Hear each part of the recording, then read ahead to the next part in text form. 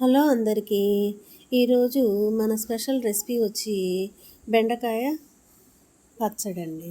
ఈ బెండకాయ పచ్చడికి ఒక 400 గ్రాముల బెండకాయలు తీసుకోండి. వాటిని ఆరబెట్టండి.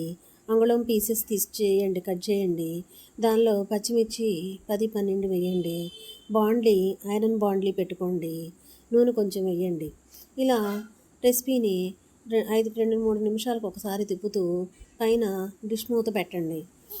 2-3 నిమిషాలకు ఒకసారి కలుపుతూ ఉండండి. ఈ బెండకాయ చట్నీ ఎవరి స్టైల్లో వాళ్ళు చేస్తూ ఉంటారండి. కొంతమంది 4 పచ్చిమిర్చి 4 ఎండుమిర్చి వేస్తుంటారు. కొంతమంది టమాటాను పచ్చి ఉల్లిపాయ వేస్తుంటారు. నేనైతే నా స్టైల్లో మేము ఇలానే చేసుకుంటామండి. ఇలా చాలా అంటే చాలా టేస్టీగా ఉంటుంది.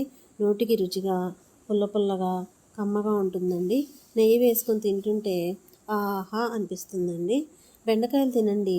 పిల్లలకి మ్యాథ్స్ అయితే బాగా వస్తాయి. మరి పెద్దవాళ్ళకి ఫైనాన్స్ లెక్కలు బాగా వస్తాయి. జోకా.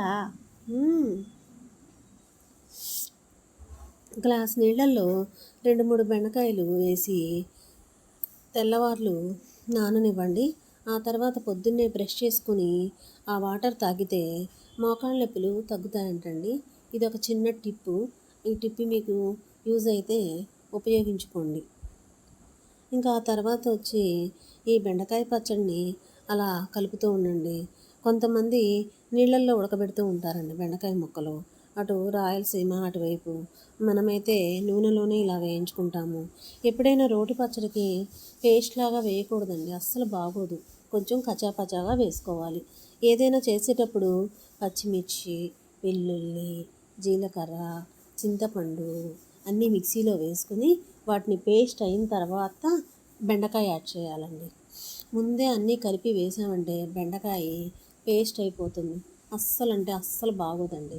బెండకాయ ఎప్పుడైనా కచ్చాపచ్చగా తొలకలు కనపడుతూ ఉంటే బాగుంటుంది. అలా మిక్సీలో గ్రైండ్ చేసేసుకోండి.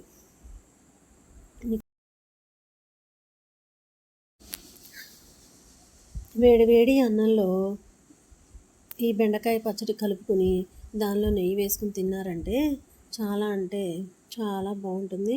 నోటికి రుచిగా పుల్ల పుల్లగా బెండకాయ పచ్చడి ఎంతో టేస్టీగా ఉంటుందండి. తర్వాత ఇట్లా ఆవాలు, మినప్పప్పు, జీలకర్ర, కరివేపాకు, ఎండుమిర్చి అన్నీ కలిపి పోపు పెట్టుకొని తాలింపు పెట్టుకోండి. ఇంకా మనకి బెండకాయ పచ్చడి తయారైపోయింది. మీకు ఈ వీడియో నచ్చినట్లయితే లైక్, షేర్, సబ్స్క్రైబ్ చేసుకోండి. షేర్ చేయండి. Thank you.